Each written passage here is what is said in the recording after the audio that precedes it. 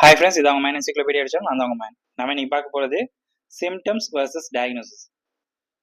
சிம்டம்ஸும் diagnosis வந்து எப்படி code பண்ணுன்றதை பற்றி பார்க்க போகிறோம். இப்போ ஃபர்ஸ்ட் திங், நாம் எப்போ கண்டிஷன் கோட் பண்ணாலும் சிம்டம்ஸை கோட் பண்ண மாட்டோம். ஏன் அப்படின்னா, கண்டிப்பாக வந்து அந்த கண்டிஷன் இருக்கும்போது டிஃபால்ட்டாகவே அந்த சிம்டம்ஸும் இருக்க தான் செய்யும். ஸோ அதனால் நம்ம கண்டிஷன் கோட் பண்ணும்போது சிம்டம்ஸை கோட் பண்ணுன்ற அவசியமே ஏற்படாது. ஸோ நீங்கள் எப்போ கோட் பண்ணாலுமே உங்களுக்கு கண்டிஷன் நீங்கள் கோட் பண்ணிட்டீங்கன்னா அதோட சிம்டம்ஸ் என்னென்னு செக் பண்ணிவிட்டு அந்த சிம்டம்ஸ் எல்லாத்தையும் நம்ம வந்து ரிமூவ் பண்ணிக்கலாம். அதாவது நம்ம கோட் பண்ணாமல் இருக்கலாம். நம்ம அடுத்து பார்க்க போகிறது ஈத்தியாலஜி அண்ட் மேனிஃபெஸ்டேஷன், அதாவது ப்ராக்கெட்டில் காஸ் அண்ட் எஃபெக்ட்ஸ்னு போடுவாங்க. நாம் தேவைப்படும் போது ஈட்டியாலஜி, அதாவது அடிப்படையான காரணம், அதே மாதிரி அதோட விளைவு, அதாவது மேனிஃபெஸ்டேஷன், இது ரெண்டையும் வந்து நாம் வந்து கோட் பண்ணணும்.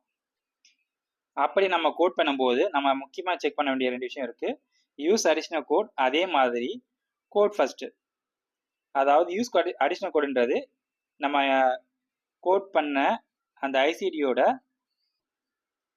மற்ற ஐசிடி கொடுக்கணுன்ற போது நம்ம வந்து அதை ஆட் பண்ணிக்கலாம். அதுதான் வந்து பார்த்தீங்கன்னா யூஸ் அடிஷ்னல் கோடு. கோட் ஃபர்ஸ்ட் கோடுன்றது இந்த கோடை தான் வந்து முதல்ல கொடுத்துட்டு அதுக்கப்புறம் வந்து மற்ற கோடை நம்ம சீக்வன்ஸ் பண்ணிக்கலாம். இதான் வந்து பார்த்தீங்கன்னா கோட் ஃபர்ஸ்ட் கோட். இதை நம்ம கண்டிப்பாக செக் பண்ணணும். இதை பேஸ் பண்ணி தான் நம்ம சீக்வன்சிங் பண்ண போகிறோம். நன்றி. லைக் பண்ணுங்கள், கமெண்ட் பண்ணுங்கள், ஷேர் பண்ணுங்கள்.